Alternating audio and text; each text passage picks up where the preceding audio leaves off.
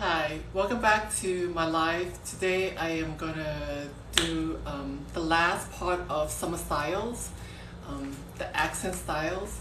But before we go into that, I want to recap um, what we discussed previously.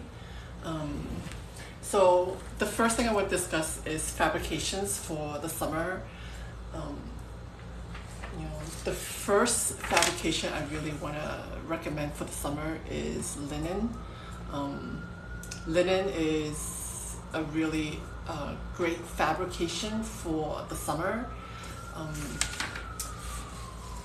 because it's a very porous fabric, and the way that the linen is made up, um, the fiber itself is very porous, so it absorbs a lot of absorbs a lot of sweat.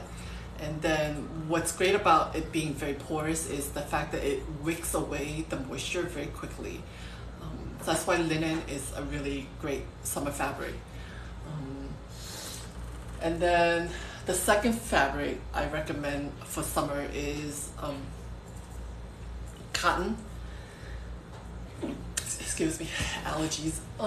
So cotton is also a very moisture absorbing fabric, and also wicks a lot of moisture away from the body very quickly. So that means like if you sweat, the fabric will just dry very fast. So again, like that's why linen is the most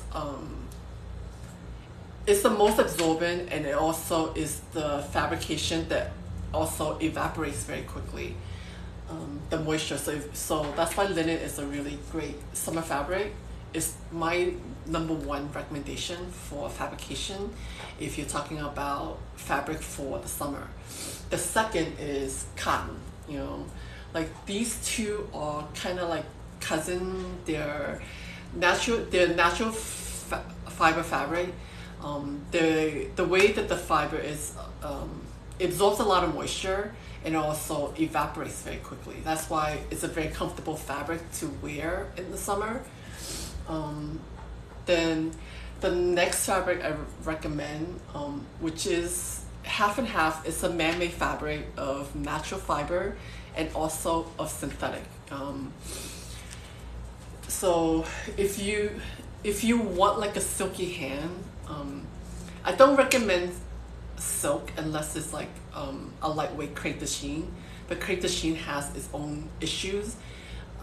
Like crepe de chine, it's very sheer and it's light, and a lot of times if it's not done right, it's very see-through. And the light colors it's very see-through, so I don't really recommend silk all that much, because a lot of silk fabrications, silk in itself is a heat moisture absorbing fabric, and the way that the content is made up, it's not porous, so it absorbs a lot of moisture, but it doesn't really evaporate.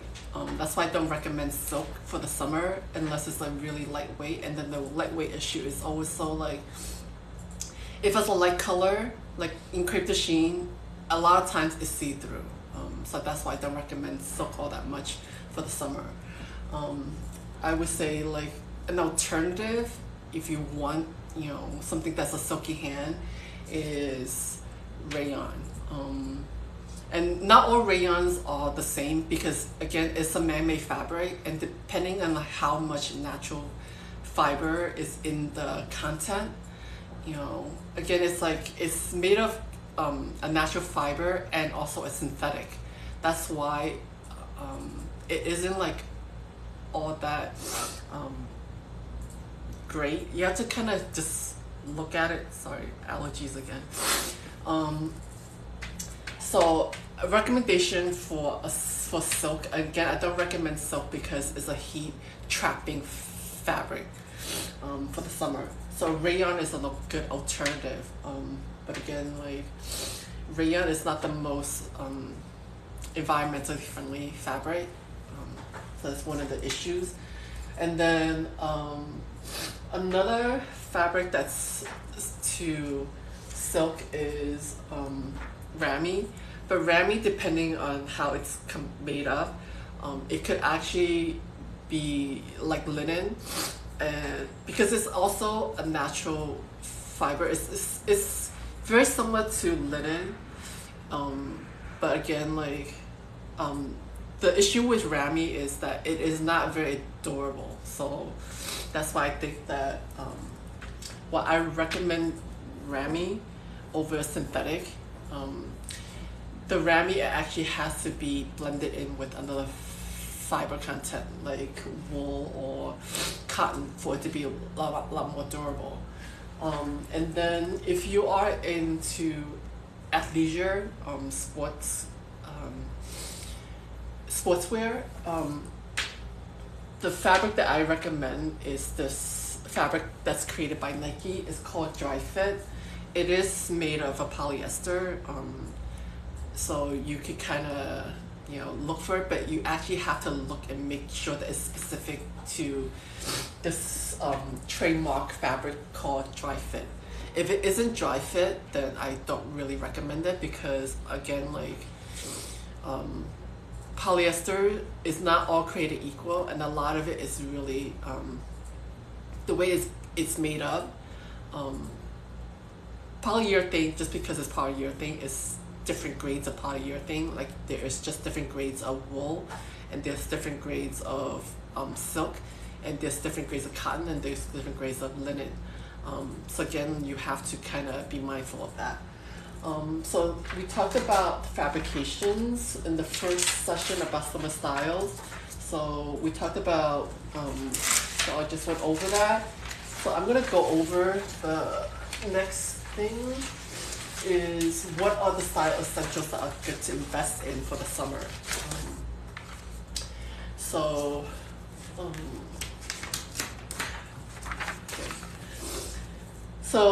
the summer style essentials that I recommend, there are 6 core styles that are very good. That regardless of what year it is, every summer these styles, you'll see it in the runway interpreted differently, but they're still the same. So the first one is a sundress.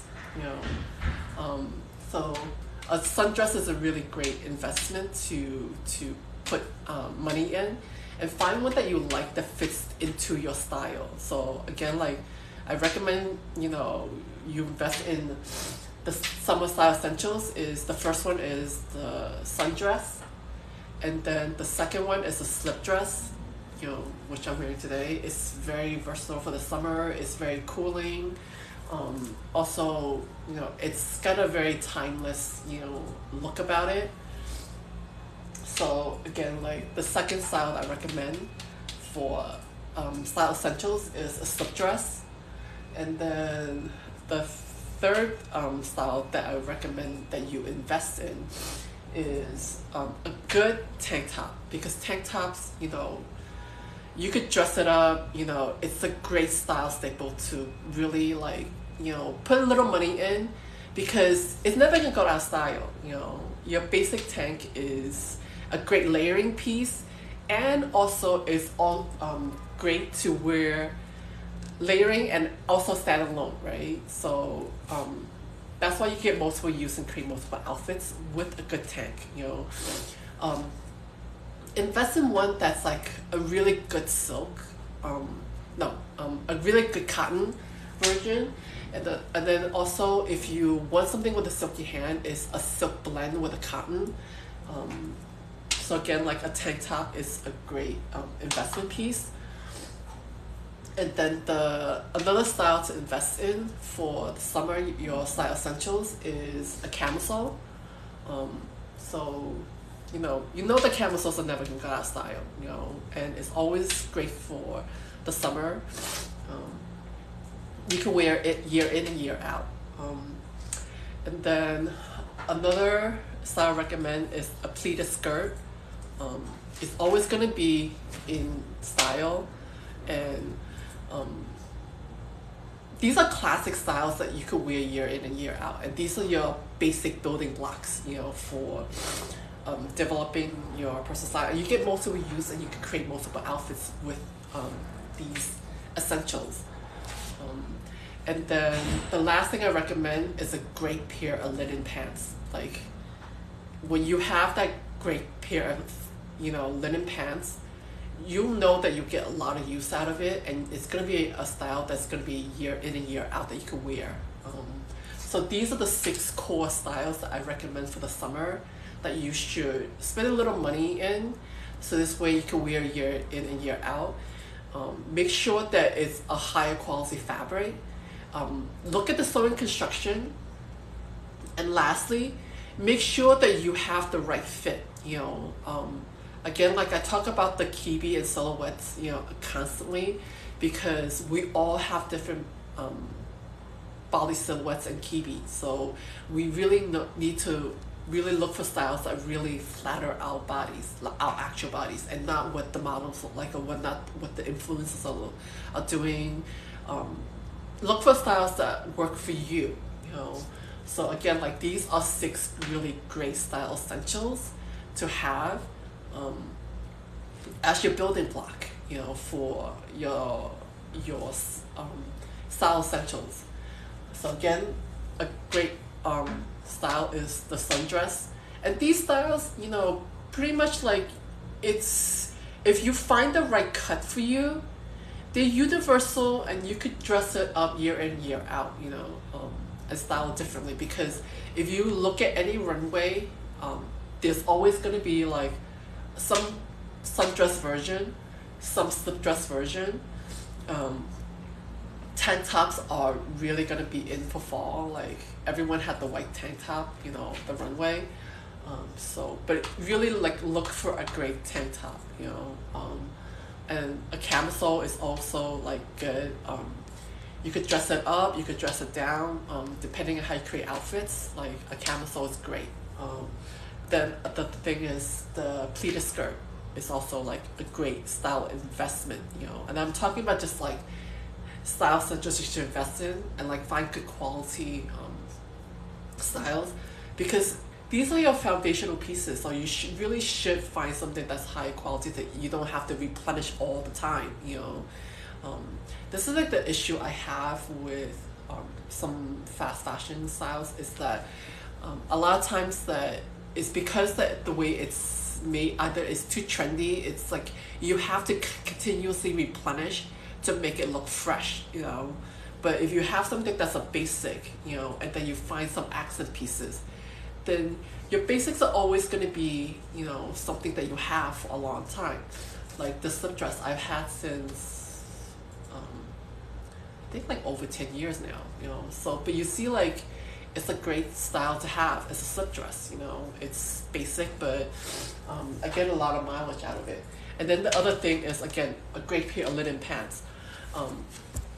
With pants, I would have to say that you have to be mindful that it fits around your waist, your hips, and then like the crotch line of the front rise. And then the last thing is to make sure that it really has a good flattering butt shape, because I think a lot of people don't realize that pants is one of the hardest things to kind of sorry, allergies. So pants is one of those things that is very hard to fit, to a specific body type, because we all have different rises. Because some of us are long-waisted, some of us are short-waisted, some of us have like what is called the natural waist in fashion industry standards. We have certain measurements that we adhere to. It's industry standard, and that's why you have things like high rise and low rise, and then there's something called mid rise, which is what is normally used as the standard of how pants are fit. Like for me, I have a lot of issues because I have a very long torso, so I have to wear things that like have a higher rise or mid rise. I can't wear anything low rise, because otherwise it looks like half my my waist proportions is popping out. So just be mindful that when you are shopping for pants, Like always look for the rise to see how it fits and where it hits at your waist. And your waist is the smallest part. If you feel your side along the side, whatever the smallest part is your waistline. It's not where your belly button is necessarily. So be mindful of that. And then also the other thing that why pants is very difficult to fit is because everyone has different butt shape. Butt shape is one of the hardest things to kind of dress around, because I've done, again, like I've worked for a lot of fashion brands, and sometimes like the fit model that they use, like generally like they don't have enough butt, and then when you go into like a larger size and with a fuller butt, like it's very hard. That's why I think a lot of people have issues with finding a great fitting pants. Because also, like, if it's not fit right, if there's not enough hip area too, because if they find a fit model who's very linear, a lot of times if you're a lot curvier, what you have is at the crotch area, you have these lines that are pulling. We call it whiskering. It just means that's a very bad fit, So be mindful that when you are looking for a pair of pants, like, look for a pair of pants that will fit around the front rise, and also make sure that it curves around the back rise for your butt shape. I think that's like one of the very most difficult things to do, is to fit around like the hip area for pants, because it's not even so much the inseam, and things like that. It's really like this hip area is very difficult to fit. And with all the brands I've worked for, and again, like I've worked for over 50 plus brands in my career, I could tell you no brand has ever used the same fit model. And sometimes I've tried to get brands to use the same fit model, but then usually like it's not my call sometimes. So it's whoever is in the company is whoever the decision maker is decides, like, that's what they want the fit to be. That's what they will use as the fit model.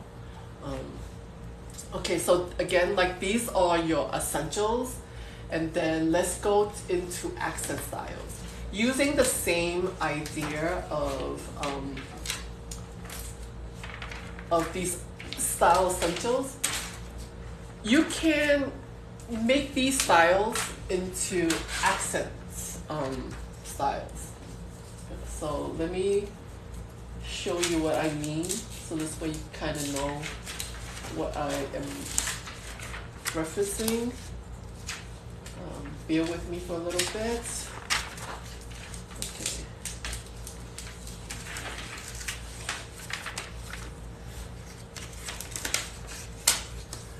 So, okay, if you were to think about accent styles, think of the accent styles as main characters of a movie, right?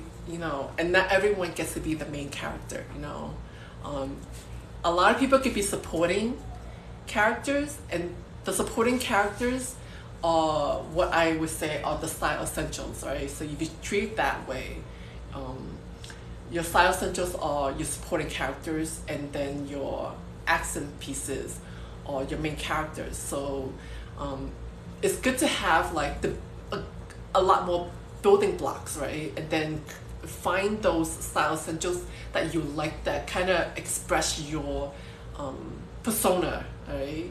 Because we all want to kind of express and have our own unique signature to our looks, right? So if that being the case, treat like your accent pieces as the main characters. Like, what do you want the main characters to say about you and your persona? So really, like, if you treat it that way, then you can kind of have an idea of how to create outfits, and have like a good amount of your style essentials, and then have those key, main characters, right? And you don't need a lot of main character pieces, to have your personal style. These are the pieces that, you might just see and like figure out what those pieces are that will just make your outfit pop, right? That kind of express, your inner self to your outer self, right? So again, like if we're talking about the sundress, right? So you can see like if you put it in a print, if you put it at a different length, if you pair it with a cardigan, right? It's a solid cardigan, but again, like the solid cardigan is your supporting piece, right? It's the style essential. And then you can have the sundress as your main piece, your accent piece, right? So then again, like, when I talk about the 6 styles that you should invest in, as your base, again, like the style essentials, then you find the pieces that you want, that are your accent pieces, right? So here, it's a slip dress, but the slip dress is playing a main character to the outfit, right? So if you look at the outfit, it's a white shirt underneath the slip dress, and the slip dress is taking the central point of the outfit. So again, that's what I mean, like if you are finding accent pieces, find the accent pieces in your outfit that are like the main characters. What do you want the attention to be, right? And what do you want that piece to say in your style? So again, like we talked about, this is your basic sundress. But if you want to create an accent piece, you put in a print, you put in a different cut, again, when I talk about sundress, it just means like a fit and flare, like it has a waist definition, so this is a really good, style to have, right? But again, this is also a sundress. But you can see like it's still a sundress, but it becomes like a main character to the outfit. And then the slip dress, you don't have to go to a basic slip like this. You can make it the main character piece to your outfit, alright? And again, you could treat the same thing. This is your basic tank top. But again, like you could find a tank top that, have different design details, because this is still a tank top, this is still a tank top. But the way it looks, becomes main characters to your outfit. So this is what I mean when I say, your accent pieces are the main characters to your outfit. Again, the camisole. So this is a basic camisole, right? But then you could also have camisoles like this. So it becomes like a main character to your outfit. Right?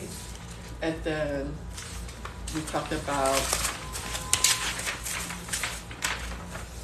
the pleated dress. The pleated dress becomes the main character, So it could be this or it could be this, So you have to find like what those pieces are that you want to focus on to be your main characters to your outfit. Because if you see this pleated dress is with a basic black tank top. So the centerpiece is the main character is the pleated skirt, but the supporting character is that basic black tank top. And the same thing with the camisole, right? So it's just a basic pair of blue pants, right? Again, a basic pair of linen pants. So you think, and again, like this pleated skirt has like a black t-shirt and a denim jacket, right? Then you have to find like what those pieces are that you want to create as the accent piece. And then lastly, we go into linen pants, right?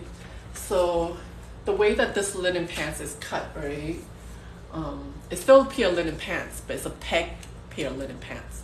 So it becomes like a main character piece to your outfit. and then it goes into supporting character of the tank top, right? So that's why I mean, like, find what those pieces are that you want as the main character to your outfit, and that's the accent piece. And then again here, pale linen pants with a top. So it's just like finding those pieces that you want to use as accent pieces, because what's good about creating outfits that are not too overpowering that it overpowers your look, unless that's your style aesthetic, where you have like a very maximalist style aesthetic that you want more is more kind of thing. I've done like 2 videos on YouTube. You can go check it out on Personal Style. It's out right now. I did one last week and I am posting one this week, so you could check out on how to develop personal style and things like that. Again, when you talk about accent pieces to outfit, again, like the main characters to your outfit, what do you want the main character to represent to your personality, right? And not everyone, again, like I said, like not everyone gets to be the main character to any show, movie, whatever, right? There's also like just 1 or 2 main characters usually, and those main characters are basically like, what do you want those main characters to say about your personal style and what your persona and how you want to express yourself, right? And then all the other pieces, in your outfit should be not overpowering your main character, like the supporting characters. So those are style essentials. So anyway, so I think that wraps up today's live. If you have any questions, feel free to drop a comment and I will do my best to answer. Again, I am going to talk about personal style, and this is the last live I'm doing for summer styles, and then next week I'm coming back with another topic regarding personal style. So again, like I am here every Friday from noon to 12:30 to help you develop personal style and like help you curate a high quality wardrobe to elevate your style. So anyway, if you have any questions, feel free to drop a comment. Okay.